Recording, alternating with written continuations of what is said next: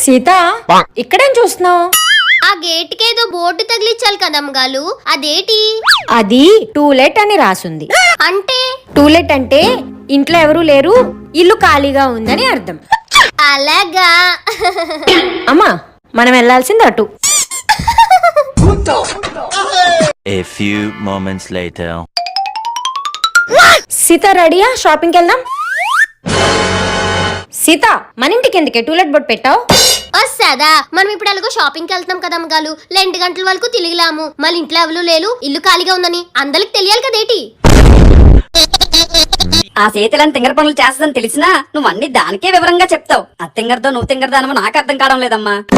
వీడు నన్ను ఏదో తిడుతున్నాడు, కానీ ఏం తిడుతున్నాడో అర్థం అవ్వట్లేదు. నీకు అర్థమైనా నువ్వు చేసేదేట్లేదులే.